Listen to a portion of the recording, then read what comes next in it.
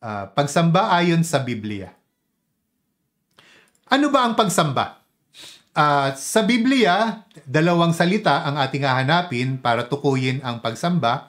Sa wikang Griego, ito yung wika ng Bagong Tipan, ang ating hahanapin na salita ay liturhiya. So dito galing yung ating inadapt na salitang liturhiya, no? Wikang Griego. Ang ibig sabihin ay pagsamba. Sa Lumang Tipan naman, na nasa wikang Hebreo, ang ating hahanapin na salita ay avoda. Pareho lang po yan. Liturhiya at avoda, ang ibig sabihin yan ay public work o kaya public worship. More specifically, ang tinutukoy nito ay yung gawain ng mga pari. Ang mga pari ang namumuno sa pagsamba. Sila ang nagsusunog ng mga alay, sila ang tumutugtog sa pagsamba sa Diyos, sila ang nagdadala ng mga banal na bagay katulad nung kaban ng tipan. Ang kanilang avoda, ang kanilang trabaho ay ang pampublikong pagsamba ng bayang Israel. Kung gayon, ang mahusay na definition ng pagsamba, ng liturhiya ay ito. Ang liturhiya ay ang ritual ng pampublikong pagsamba na sinusunod ng bayan ng Diyos. No? Pag sinabing liturhiya, pampublikong pagsamba. Nasaan ang liturhiya sa Biblia? Ating baybayin ng mabilisan ang kasaysayan sa Biblia. At simulan natin sa pinakasimula, doon sa paglikha. Nandoon ba ang liturhiya? Pakinggan natin yung salaysay ng paglikha sa Genesis chapter 2, verse 1 to 3.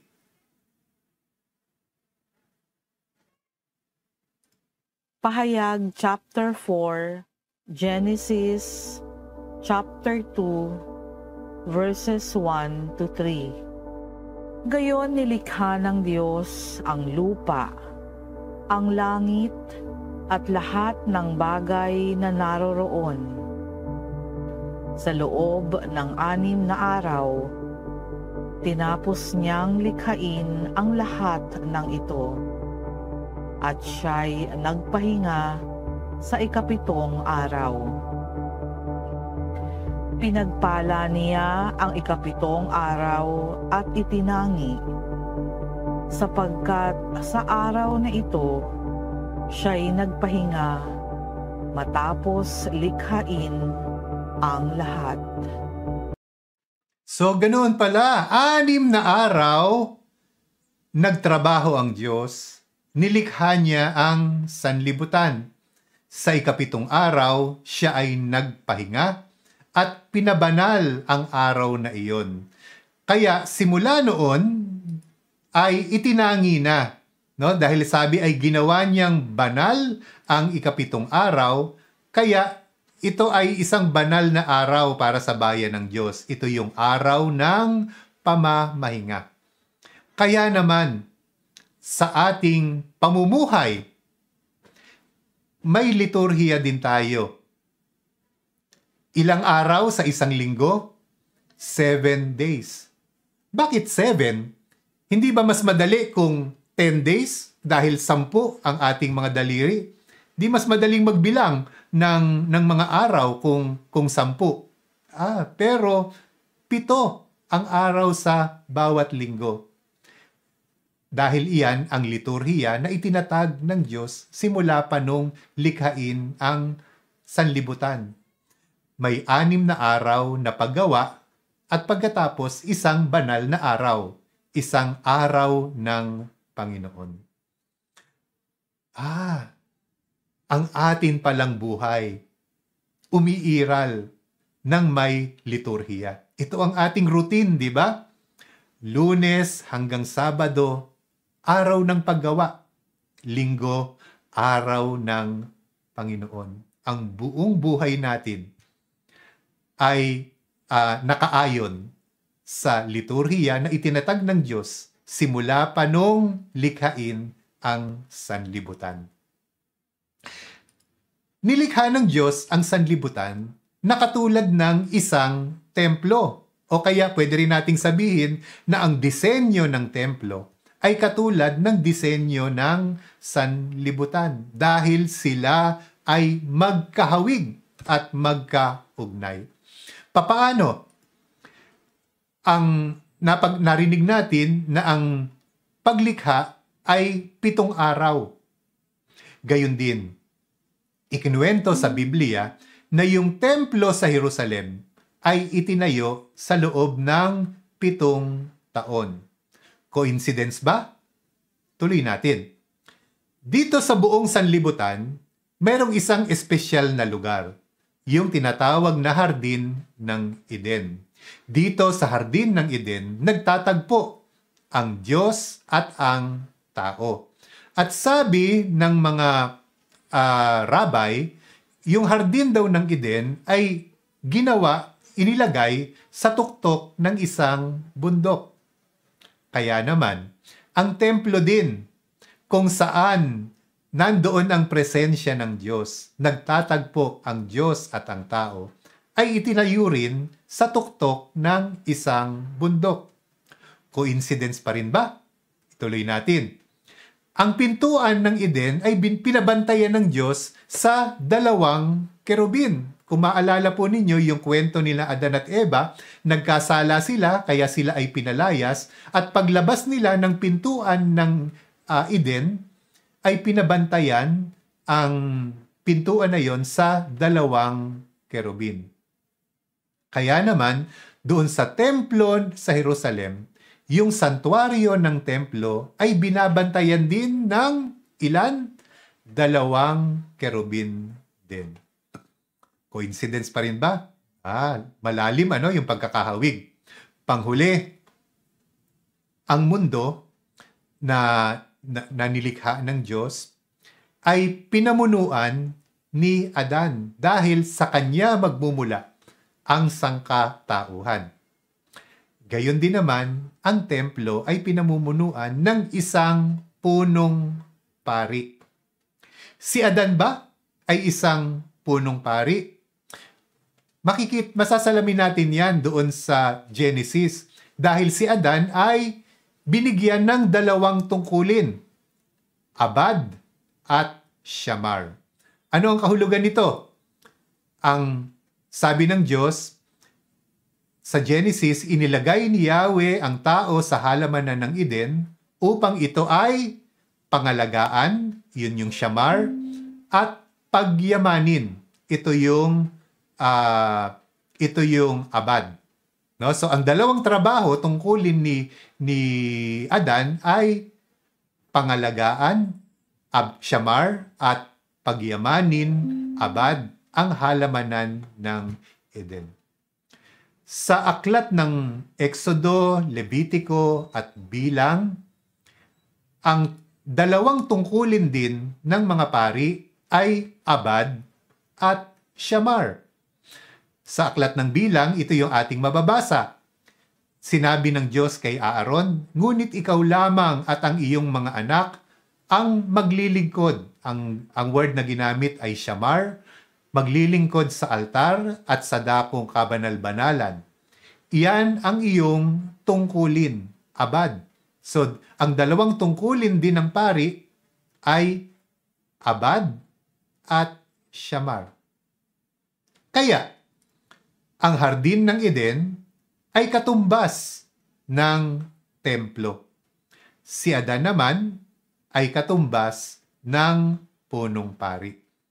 Kaya nakatatak doon pa lang sa kwento kasaysayan ni Adan sa paglikha pa lang, nakatatak na ang pagsamba. Nakatatak ang liturhiya. Lumaon ng panahon, nagkaroon ng anak sina Adan at Eva, si Cain at si Abel. Isa lang ang ikikinuwento tungkol kay Cain at Abel. Ano yung kinuwento tungkol sa kanila? Pagsamba. Yung kasaysayan, yung malungkot na kasaysayan ng kanilang pag-aalay. Pakinggan natin yung kwento.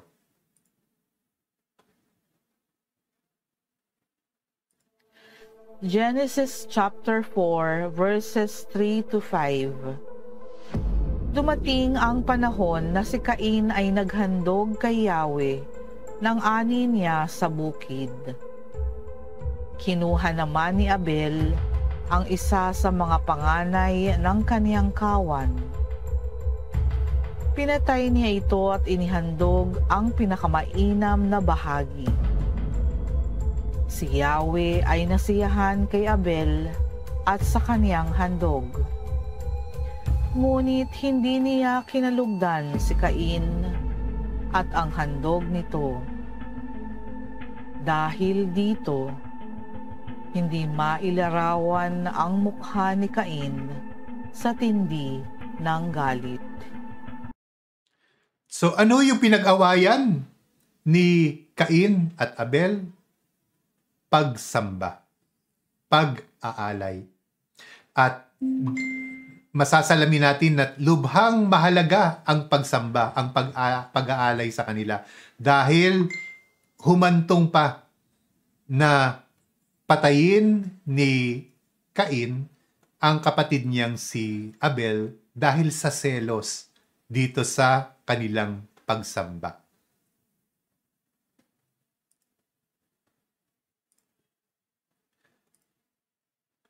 Nagpatuloy sa Genesis at makikita natin mahalaga talaga ang altar at ang pag-aalay. Simula sa Genesis chapter 6 ay tatalakayin yung kasaysayan ni Noe, lalo na yung pagdating ng baha. 40 araw na bumaha at pagkatapos nung simula nang humupa ang baha at nakalabas na sila finally doon sa barko. Ano ang unang-unang ginawa ni Noe? Nag-alay sa Diyos.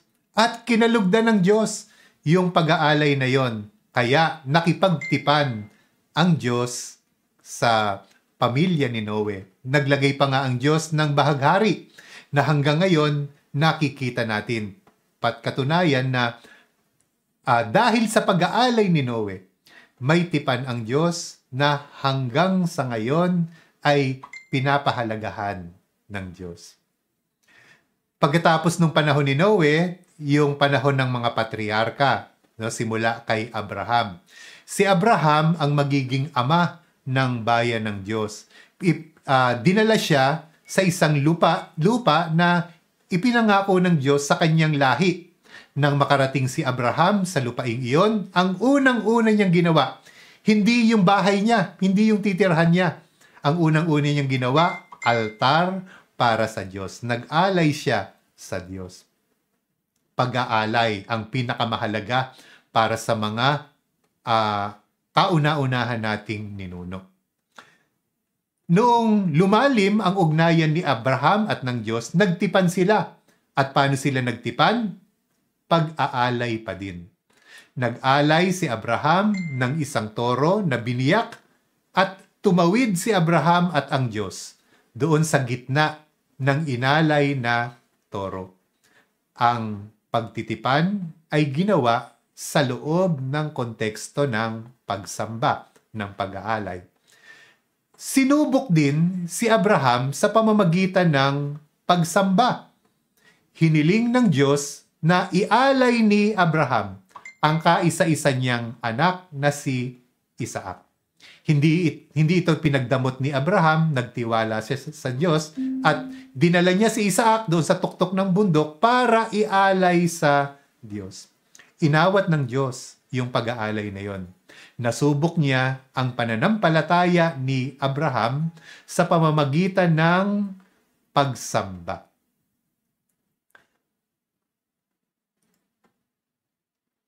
Isa sa mga apo ni Abraham ang magiging ama ng bayang Israel. Ito ay si Jacob.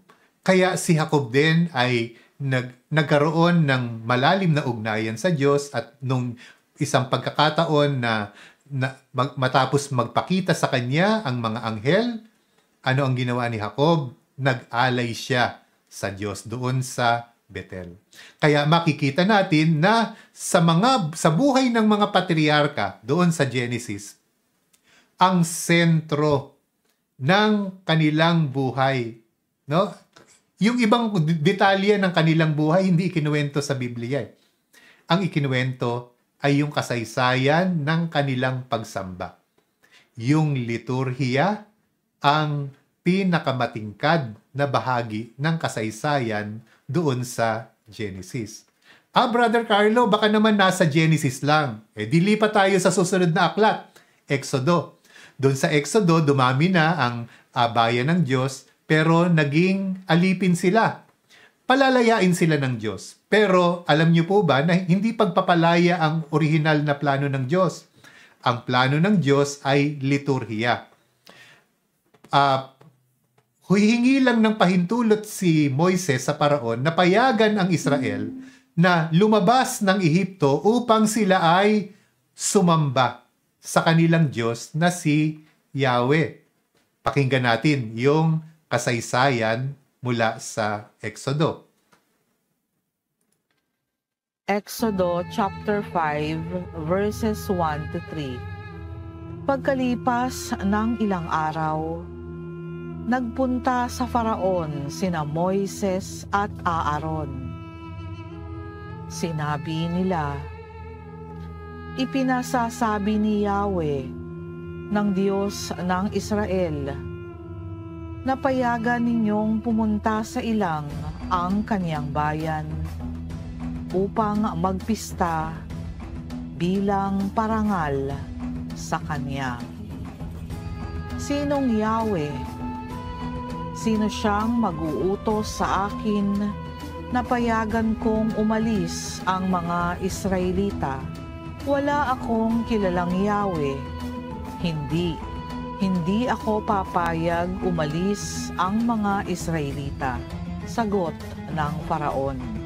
Sinabi nila, "Nagpakita po sa amin ang aming Diyos, kaya isinasamo naming payagan na ninyo kaming maglakbay ng 3 araw papunta sa ilang upang maghandog kay Yahweh na aming Diyos."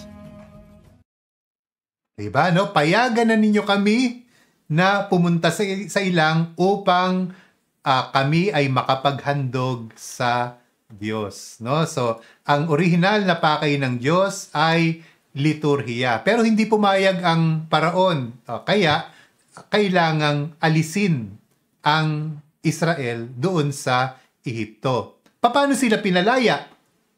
Liturhiya pa din. Idinitalye ng Diyos sa Israel sa pamamagitan ni Moises kung ano ang kanilang gagawin para sila ay makalaya. Pipili sila ng kordero at kanilang kakatayin. Yung dugo ay kanilang ipapahid dun sa mga poste ng pintuan ng kanilang bahay. Pagkatapos ililitsyo nila yung kordero. At kanilang kakainin kasabay ang tinapay na walang lebadura. Idinitalye pa nga kung paano kung ano ang kanilang suot. Kailangang nakabigis, kailangang may sandalyas, kailangang may hawak na tungkod. Mahalaga ang mga detalye nitong ritual na ito dahil ito ang magliligtas sa kanila.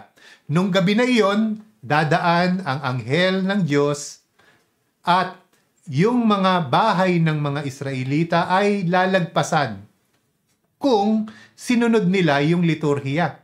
Kung merong bahid ng pinto, kung may bahid ng dugo doon sa kanilang pinto. Pero yung mga bahay ng mga Ehipsyo ay papasukin ng anghel ng kamatayan at mamamatay lahat ng mga panganay. Kinabukasan, sa lungkot ng paraon dahil namatay yung panganay niyang anak, pinalayas niya yung mga Israelita. Kaya liturhiya pa rin ang nagpalaya sa bayan ng Diyos. Naglakbay sila patungo doon sa bundok ng Sinai, kung saan ibinigay ng Diyos yung mga kautusan. Pangunahin dito yung 10 Commandments, hindi ba? Pero alam niyo po ba na bukod doon sa 10 Commandments, ay may 600 pa na iba't ibang mga utos at mahigit kalahati sa mga utos na ibinigay ng Diyos sa aklat ng Exodo tungkol saan? Tungkol sa pagsamba. Idinitalye sa mga utos kung ano ang suot ng pari. Idinitalye kung ano ang itsura, kung papaano gagawin yung kanilang templo, yung kanilang toldang tipanan.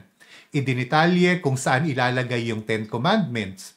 Idinitalye kung papaano oordinahan yung mga pari at iba-iba pang mga alituntunin patungkol sa kanilang pagsamba. Ang mahigit kalahati ng kautusan patungkol sa pagsamba. Pagsamba, maayos na pagsamba, ang pinakapuso ng buhay ng bayan ng Diyos. Maayos ang kanilang pagsamba, pero wala pa silang sariling lupa. Kaya dumating yung panahon na sasakupin na nila yung lupang ipinangako. Pero may problema kasi yung lupang ipinangako ay may nakatira. Kaya kailangan nilang sakupin yung lupang ipinangako. Paano nila sasakupin? Liturhiya pa rin. Ang mamumuno sa kanilang pagsakop ay hindi mga sundalo, kundi mga pari. Ang gagamitin nila ay hindi mga sandata, kundi mga banal na bagay. Pangunahin na yung kaban ng tipan. Ang gagawin nila ay hindi digmaan, kundi pagpuprosesyon. 7 araw silang magpuprosesyon paligid sa Jericho. Sa ika-7 araw, hihipan nila ang kanilang mga trumpeta. Nung pagkatapos nilang hipan, milagro na bumagsak yung pader ng Jericho at nasakop nga nila yung lupang ipinangako. Sa loob ng lupang ipinangako, pagsamba pa din ang sentro ng kanilang pamumuhay. Sa gitna ng kanilang kampo, nandoon yung toldang tipanan. Dito nila nakikita yung presensya ng Diyos, yun pong Shekinah, ito po yung glory cloud. Yan, ito po, yung glory cloud na yan ang presensya ng Diyos. At dito sa toldang ito, dito nagtatagpo ang Diyos at ang tao. Sa gitna, pinakagitna ng kanilang kampo.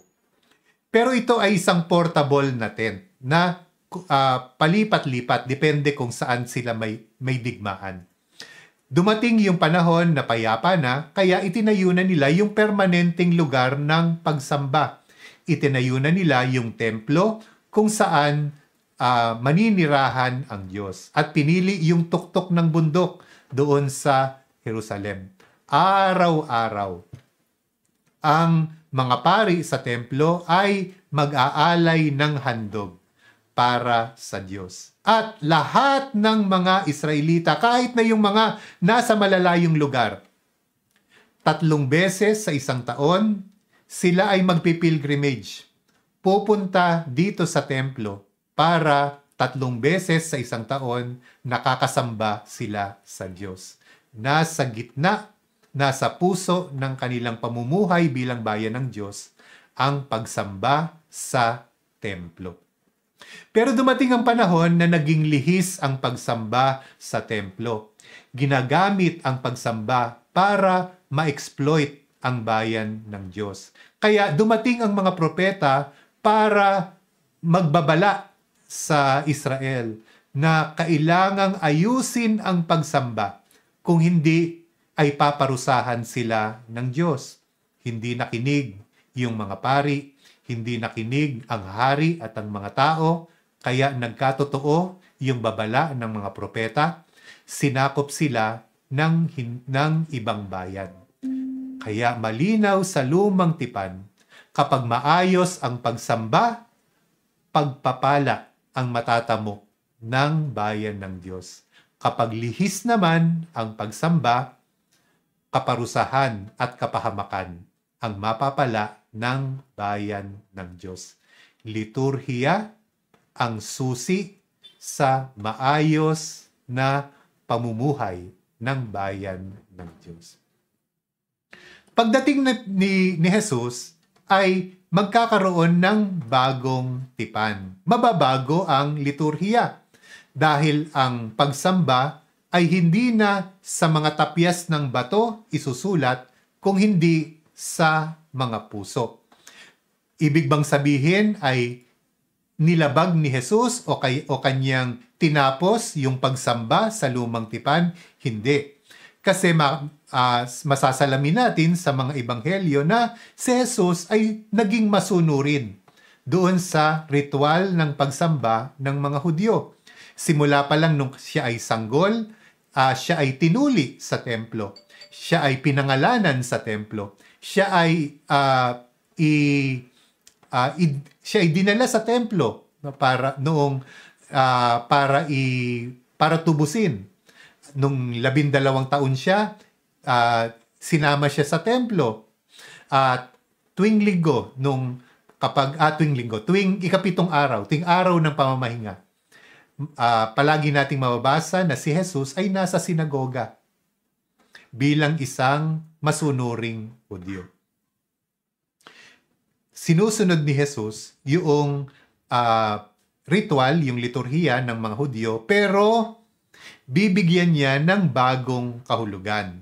Bibigyan niya ng kaganapan. Halimbawa po, yung Paskwa. Mababasa natin sa Ebanghelyo na ipinagdiriwang ni Jesus at ng mga apostoles yung Paskwa. Pero nung huling hapunan na isang pista ng Paskwa, ay binigyan ng mas dakilang kahulugan ni Jesus yung Paskwa na yon. Itinatag niya ang Eucharistia. Yung tinapay na walang libadura ay hindi naging ordinaryong tinapay kung hindi naging kanyang banal na katawan. At yung alak naman ay naging kanyang dugo. Pinagtibay niya ito sa kanyang pag-aalay sa krus. Kaya kung sa lumang tipan, ang iniaalay ay kordero, na ang dugo ng kordero ang tumutubos sa pagkakasala ng bayan ng Diyos. Sa bagong tipan, yung symbolic na pag-aalay na yon na wala namang bisa ay pinalitan ni Jesus. Ang kordero ng Diyos ay siya mismo. Si Jesus ang kordero ng Diyos. At ang kanyang dugo na mabubuhos para sa sanlibutan ang siyang magkakamit ng kapatawaran para sa ating mga kasalanan. Yung ritual na walang bisa sa lumang tipan ay binigyan ng kaganapan ni Jesus pagdating ng kanyang bagong tipan. Kaya naman, pinagpatuloy ito ng unang simbahan at hanggang sa ngayon, nagpapatuloy yung liturhiya ng misa kung saan tayo ay nakikinabang sa pag-aalay ni Jesus, ang kordero ng Diyos, ng kanyang banal na dugo upang makamit natin ang kaligtasan. Pinagpatuloy nga ng mga apostol yung liturhiya na itinatag ni Jesus. Sila ay nagbibinyag ayon sa bilin ni Jesus. Nagbibinyag sila sa ngalan ng Ama, ng Anak, at ng Espiritu Santo. Sila ay naghahati-hati ng tinapay ng Eucharistia. Sila ay nagpapatong ng kamay. Sila ay nagpapatawad ng mga kasalanan. Sila ay nagpapahid ng langis. Mga tradisyon, mga ritual ng pagsamba, mga liturhiya na sinimulan ng mga apostoles at hanggang sa ngayon ipinagpapatuloy pa rin ng simbahan. Dahil ang ating pagsamba ay nakaugat at nagmula sa kasaysayan na nakasulat sa banal na Biblia. Kaya tunay nga na ang Biblia at ang misa ay magkaugnay at hindi pwedeng paghiwalayin. Amen. Kaya sana po ay mapalalim nito ang ating pagsisimba na maunawaan natin na ang ating pagsisimba, ang banal na misa, ito ang culmination ng pagsamba na naaayon sa Biblia.